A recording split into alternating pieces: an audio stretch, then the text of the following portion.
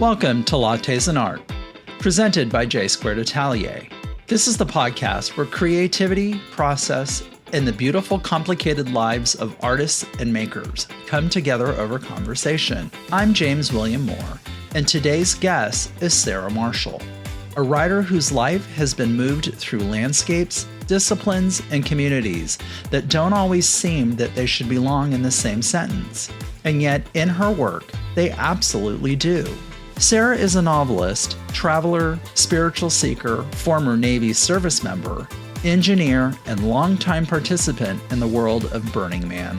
Her life has carried her from Hawaii to the Sierra foothills, across 6 continents, through the structures of military and corporate life, and into spaces shaped by ritual, movement, chosen family, and transformation. Those threads all meet in her novel, Playa Dust in My Soul, a book born from decades of lived experience, reflection, and a deep interest in what it means to become. In this conversation, we're talking about emotional truth, liminal spaces, community, embodiment, and how writing can become the place where all the seemingly separate parts of a life are finally allowed to speak to one another. So grab your coffee, settle in, and join me for my conversation with Sarah Marshall.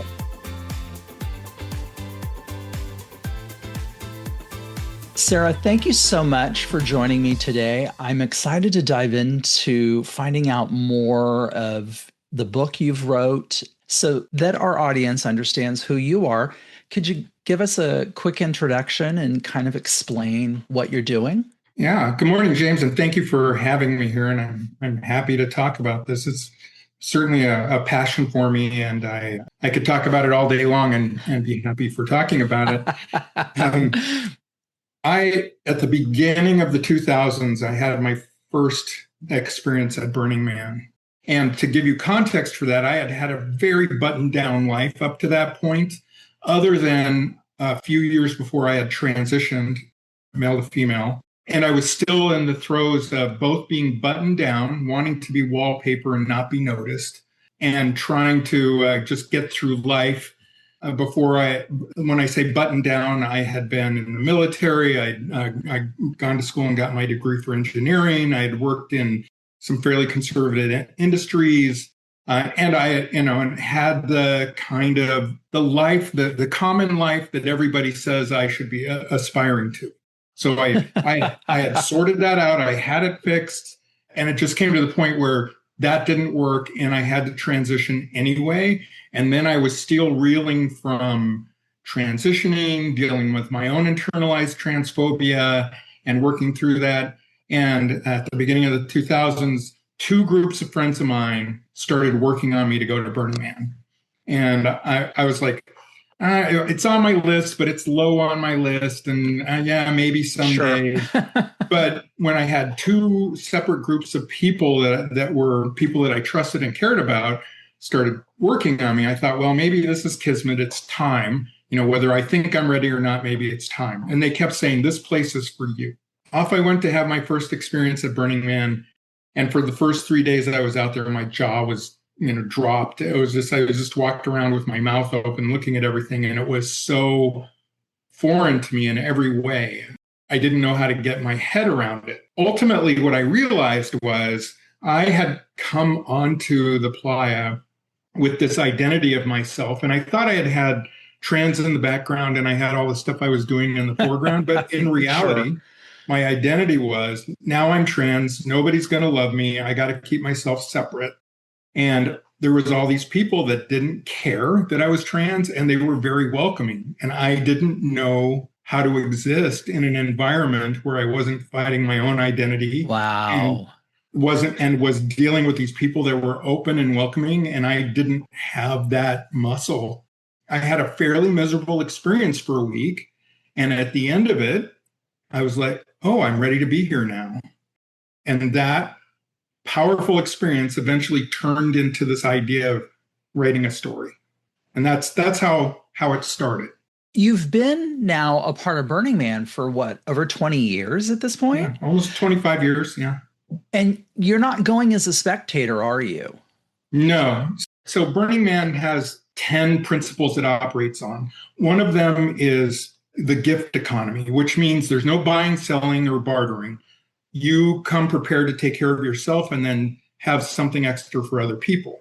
And everybody has a different idea of what that looks like. Artists, Sure. it's usually performance or installations or whatever they want to do. Other people, it's handing out trinkets. For established camps and villages, it's about doing something that provides a service or something to the people at Burning Man, the burners. At some point, I had to come to terms with that and say, okay, what's my contribution going to be? And we eventually built a village around a number of things that we provided to. This gifting, is that what keeps calling you back then? Partially. And the reason is not necessarily the gifting itself. I mean, it's wonderful to, be able to give something to somebody or receive something. What's really interesting for me about the gift economy is if you're walking down the street in your local town and somebody offers you something for free, I'm immediately going to be suspicious. Exactly. And that's just how I operate. What do you want? Why are you doing this? What are the strings? And at Burning Man, when you're walking down the street and somebody offers you something for free, that is the normal way of engaging. So it immediately drops the emotional walls that you put up for self-protection. And it creates an intimacy between people. Somebody gives you something, but what's really happening is you're creating this immediate intimacy with another human being, which allows you to have an incredibly deep and rich engagement with them, whether it's for 30 seconds or the rest of your life. And that is amazing to me. That's something that I still marvel at. What a gift that this gives us all if we experience that, right? Both giving of the art, the supply, the whatever, but then the receiving of it, there's just something that humanizes us and puts us all in the same thing. And imagine if all of society was that way. We would not be going, wait a minute, why are you trying to give me something free? I don't trust you. And it kind of removes that almost class system of somebody wants something, doesn't it? Yeah, it removes the othering. And typically when you need something and somebody's giving it to you in our world, that puts you on different planes. The receiver is on a subordinate plane and the giver is on a superior plane. Whereas at Burning Man, everybody's at the same level, whether you're giving or receiving. It's all part of the same thing. So what's kept me going back are maybe three things. Number one is my chosen family, the people that I love spending time with. And we have that moment every year where we get to spend time with each other. Two is for the new relationships I'm going to create, because that is a natural state out there that you're going to connect with people, that you're going to have new experiences, and you just open yourself up to whatever comes. And three is I love the art out there. It always takes me to a different place. Sometimes I look at a piece of art out there and I just can't imagine how the artist conceptualized that and then made it real. I personally have not been to Burning Man, but I'm drawn to art. And when I see the imagery that comes back from people that I know or are connected with somehow on social media that have been there to experience, it's that visual for me that I'm starting to attach to. But this is why I think I was excited about our conversation, because I get more of the personal experience of what's actually behind all that art. Well, we can't possibly know what was in somebody's head and somebody's vision to create those things. We can certainly have our own experience of it. I'll give you an example. One year, somebody put, those kids' alphabet blocks that, like when I was a kid, they were little wooden blocks. Right. And you could spell things and you can stack them and stuff. Somebody had put a whole slew of them out on the playa, and they ranged from just that size, that block size, to 30 by 30 feet. They're spread all over. It was kind of random, didn't make any sense to me until one day I found this. It was like this living room chair, and there was a little book next to the chair, and it said, make a wish. And so I sat down in the chair, and when my seat hit the chair, I looked out, and all those blocks that looked like they were random all formed up to look the same size and say, make a wish. And Oh, I was like, how did anybody think of that? Yeah. there's so much creativity that comes into this space. You coming into this new in the early 2000s and Mm-hmm. having experienced all of what you have over the years, do you feel it's opened up more creativity for you? Yeah. So the short answer is absolutely it has. The longer answer is I never saw myself as an artist. And clearly the things I've chosen to do were pretty locked down and rigid and had certain principles and requirements, et cetera, et cetera. But I never considered myself very imaginative in a creative way. And in fact, I would make jokes about, because I have lots of artist friends in my camp, and I would make jokes that when people would say, what's your art? I would say, my art is being stage manager to all these wonderful artists. Because I just didn't see it in me. But where it has come up and where it's obviously become a big part of my life is in writing. Even then, I had to learn how to make it art instead of make it structured and information. Does this come out of, your world? You started this with you were in this buttoned up space that was very regimented, very rule oriented. And then you go into the playa, the world that exists, that the rest of the outside doesn't seem to infiltrate. Mm-hmm. Is that this combination of it allows us to shed all of that button down stuff? It's a great question. So the way I would put it is that's certainly an aspiration of the event, and the invitation is always there. Basically, one of the principles is participation. So you're expected to participate in whatever's going on. That said, there's a difference between receiving an invitation and accepting that invitation. And I would say it's taken me years to completely accept that invitation and step into that potential world of possibility and imagination and letting myself try things that I would never have normally tried and see what experience comes from it. There's kind of two levels to it to me. There's the intensity of the event, which environmentally it's intense with the heat and the cold and the wind and the dust and the rain and whatever comes up. And then the event itself, which is can be very intense as well. There's musical stages and et cetera, et cetera. So there's always something going on. So there's a certain level of social intensity as well. I think where it really hit me that I could handle all that.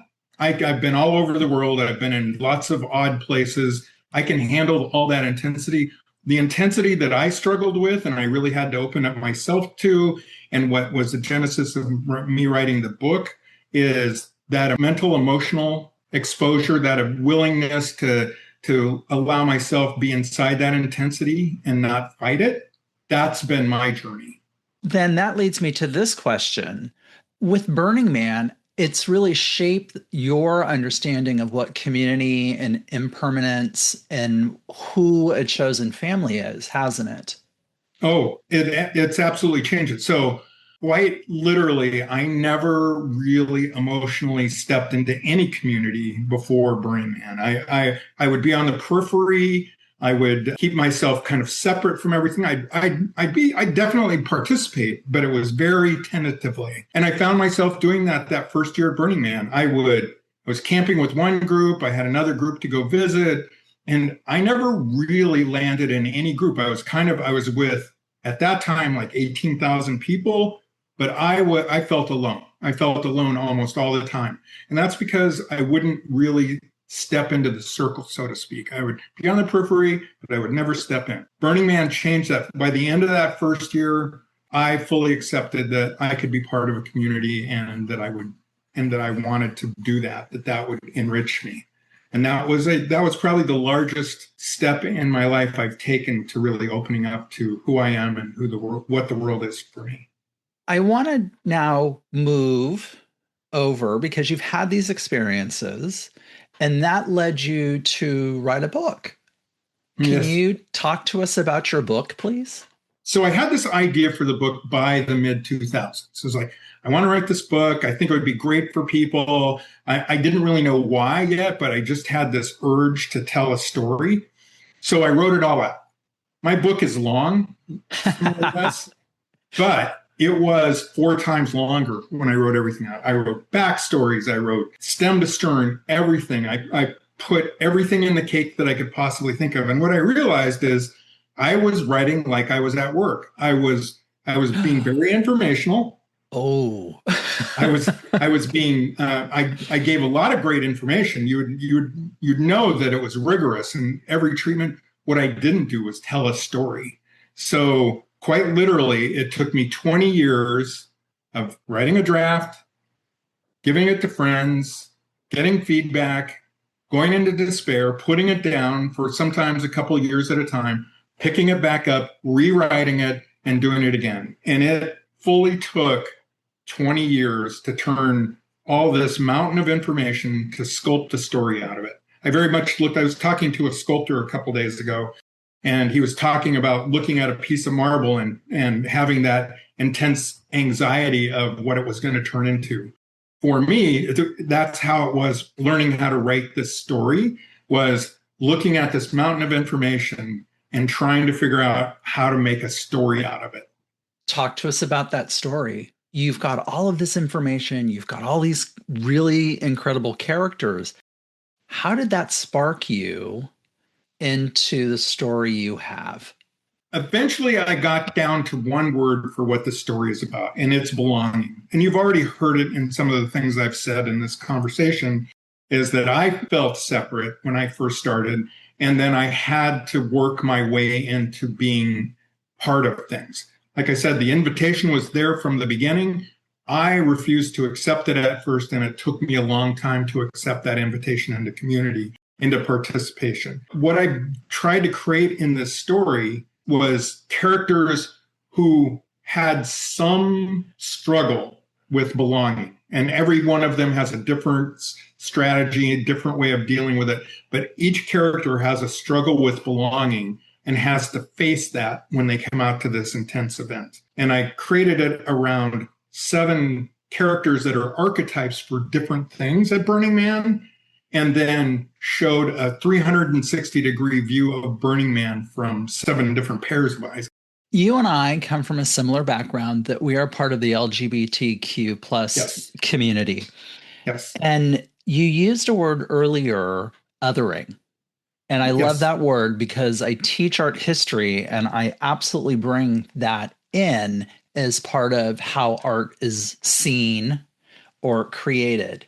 And now you're talking about these characters that don't feel like they fit in. Have you almost written a story of bringing the otherings together? Oh, yes. It's unabashedly, each of these characters feels outside of something. And they have different versions of that and different ways of dealing with it, but they all have that other sensibility, and they all have to face their own version of that othering and how they're going to address it. And some do well at it, and some do not so well at it. Which is the reality of our lives. Some of us come out of that space and feel accepted or feel a part of a community finally. And some of us continue to fight that. I think that's beautiful that you don't make this be a picture perfect sort of situation. No, and in fact, the idea is that those faults are the things that emerge and the things that you have to deal with. Burning Man is the place where not only is being queer or whatever other thing you are is accepted, it's encouraged. You should be different. You should explore whatever that is. You should be that person. It's a safe place to, it's not that safe environmentally, but a safe place in which to emotionally explore that and just be yourself. And there's a thriving everything there, a place to really experiment and see is this for me, or is it something else, or do I put on some other version of myself and try that? It's a place where you can do all that. And the only thing that holds anybody back from that is yourself.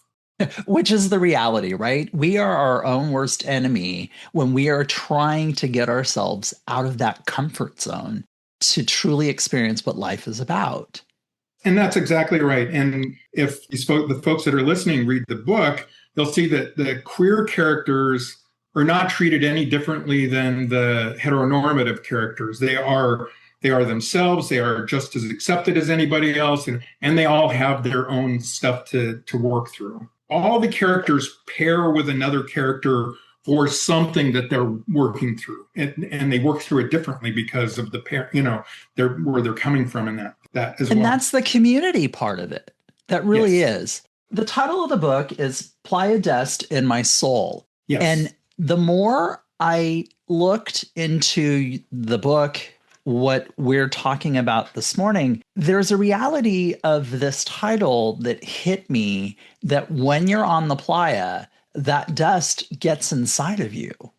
Yes. So there is a thing about Burning Man is on an alkali lake bed, much like the Great Salt Lake area there, where that's at. But it's 100-mile expanse of playa bed that there is nothing near. It's out in the middle and it's so remote. And so you're on this playa bed with this dust, and it's so fine. It's like cement dust. It's so fine. It gets into everything. So anything you bring out there is going to have playa dust out in it. You're going to have that. And for most stuff that you take out, it will never not have that playa dust in it.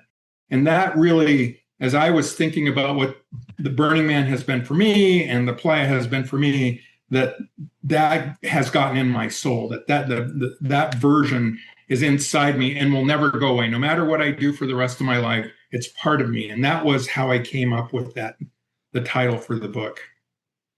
One of the themes that I get the sense is coming through in this is about liminal spaces. Yeah. Can you talk to us a little bit about that? The logistics of the event are that there's nothing out there. It is a pristine lake bed. And then about a month before, people come out and start building stuff to get prepared for it, lay out the roadmap and put up the nascent structures that go up out there. And then everybody comes out and populates the city for their neighborhood, their particular place with whatever they're doing. So it's at once both structured and open to whatever happens. And so there is at no point where the city is stable. It grows in the week, and then it starts to decline. Some things start to decline as other things are growing. And eventually, after a week and a day, everything gets stripped down, torn up, and carted off the playa. And over the next month or so, the DPW crew, the Department of Public Works crew out there, cleans it up to pristine conditions again. At no point when you are out at Burning Man do you ever feel like you have a sense of stability. You're always in that liminal space, no matter what. I'm a philosophically Buddhist. I'm not religiously Buddhist, I'm philosophically Buddhist. And that's very much about a practice of letting go all the time, because if you let go, the next thing comes up. If you resist, you're kind of in misery. And at Burning Man, if you manage to let go of everything and just be in the moment, just be present, because that's another principle, is that radical presence in the moment, is that you have these amazing, deep, rich experiences, and you never have to be sad that it's going away. It's just what it is in that moment. This book, it's fiction, correct? It is fiction. I was talking to a friend of mine the other day, and I was saying, you have to read it because you're in the book. And what I mean by that is I didn't take her character explicitly and make that a character in the book. I took pieces of her, just like I took pieces of myself and plugged them into the book.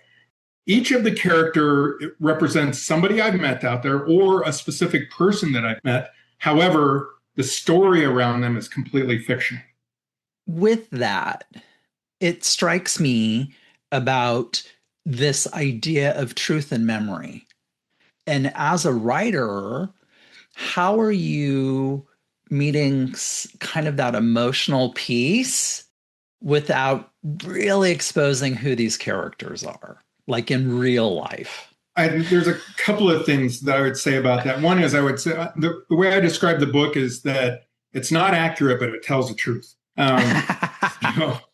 So I don't, because these characters are uniquely archetypical, it doesn't point to a particular person that I know. There are some people in the book where a friend of mine might read it and say, "Oh, I see myself in that." I see, and I'll say, "Yes, that it is partially based on you. It's also idealized in other different ways, or it's formulated in other different ways. Like my daughter is in that book and part of the characters just from her personality. I plugged her personality into one of the characters, but that character is very different than who she is.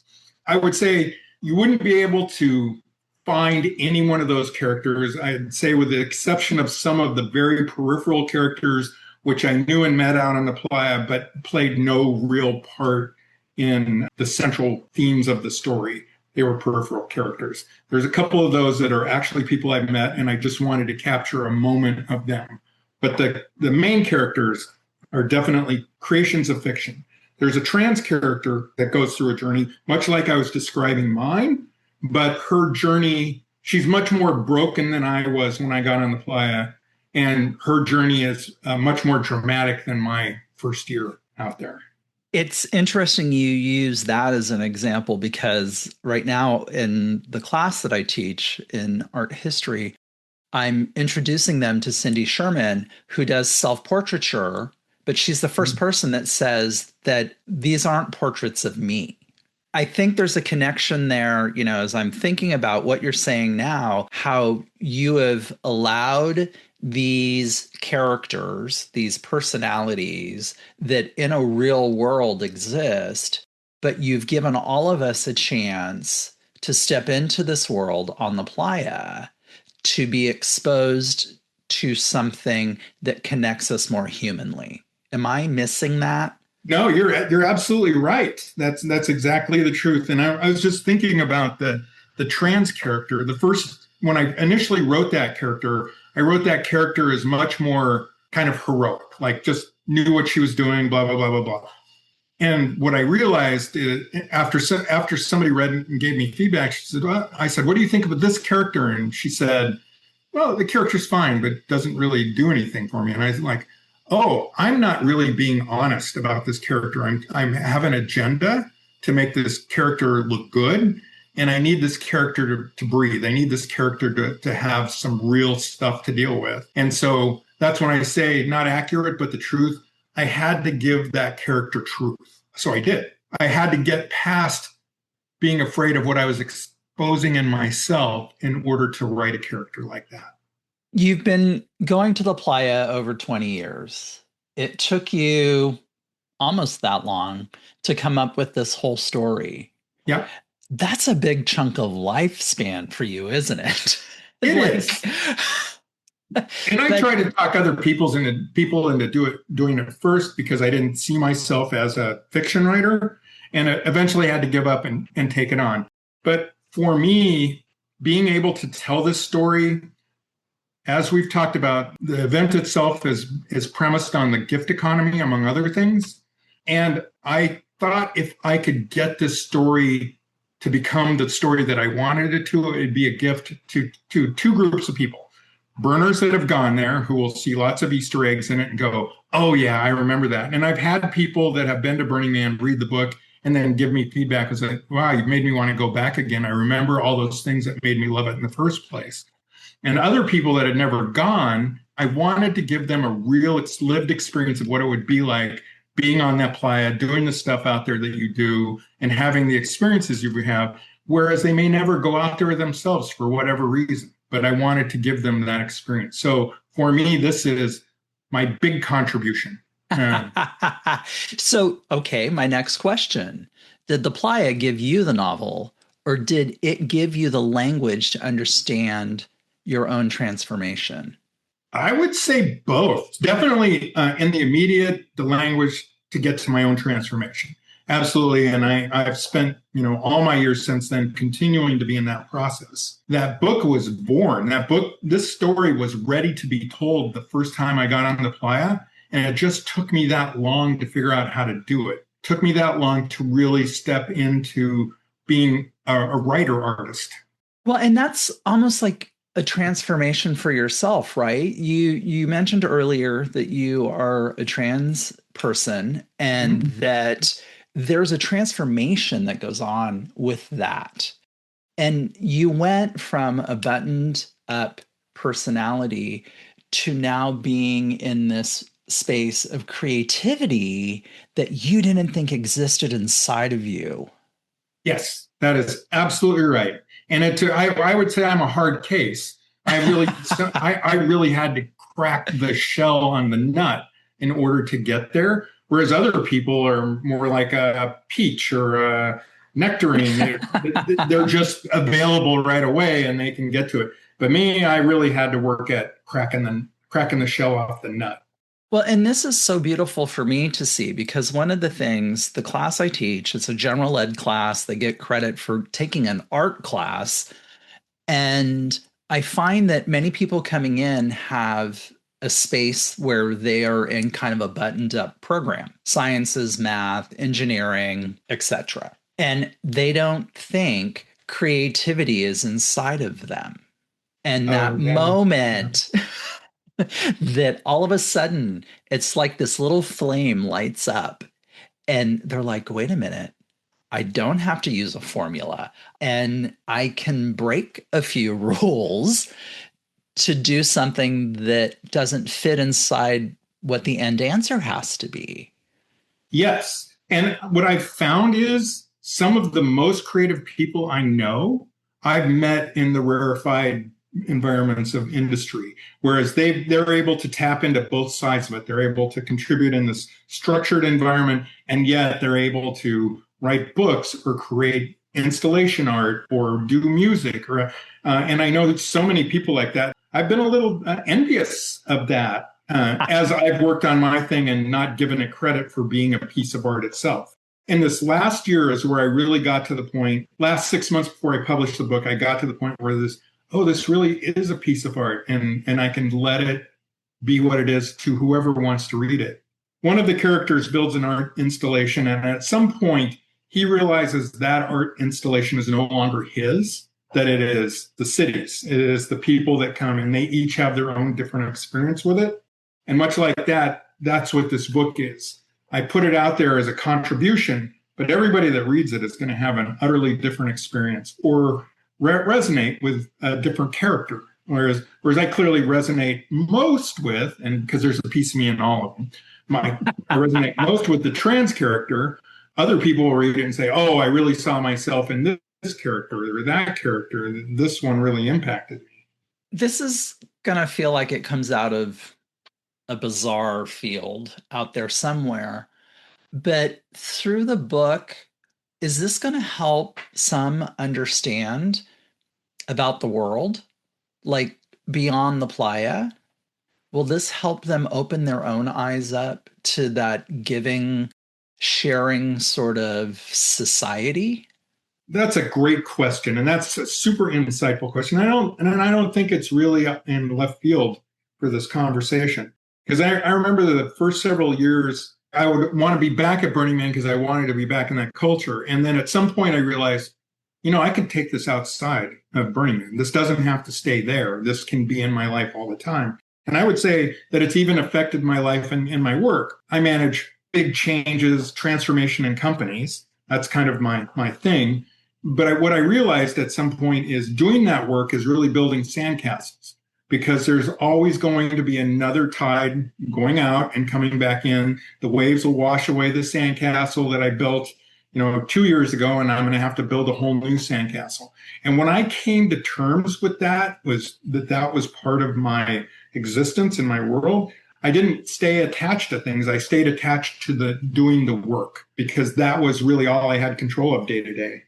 And it made a huge difference for me. And I would like to share that with everybody. If we had a world that operated like the gift economy today, we would not have any of the struggles that we are witness to and experiencing. Right? Exactly. Yeah. I'm excited to dive in to reading this gift that you've given to all of us through this book. I can't wait. Sarah, I want to start kind of wrapping this up, but is there anything that we've missed that you want to make sure the audience hears?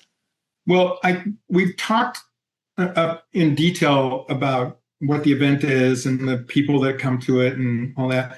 What I will say is there is this kind of general ethos that emanated from that event that we've already partially talked about, being generous with people, being inclusive and not being afraid of somebody who is different than you, celebrating the differences, celebrating the magic and imagination that comes from opening yourself up and not worrying about protecting yourself. There's always a risk in opening yourself up, but there's also a great reward. And I think both of those things are covered in the story. That's marvelous. For the audience, please check out the show notes. You will see there the link to be able to get Sarah's book. Sarah Marshall is an author and has had a couple of decades of experience on the playa. Not to be missed. I can't wait to read this. It's on my list. Sarah, thank you again for joining me. I appreciate it. Thank you. And I can't wait to hear how it impacts you once you read it. I will let you know. Thank you for joining us for this episode with Sarah Marshall. What I love about this discussion is how much it reminds us that transformation rarely happens in one dramatic moment. More often, it happens through patience, through returning, listening, moving, questioning, and allowing ourselves to be changed by the worlds we move through. Sarah brings such a thoughtful perspective to the intersections of art, spirituality, discipline, community, and story. And I'm so glad we got to spend some time with her. If this conversation resonated with you, be sure to check out Playa Dust and My Soul and learn more about Sarah's work. You can find links to the work in Sarah's webpage in our show notes. And as always, thank you for spending time with us here on Lattes Art, presented by J Squared Atelier.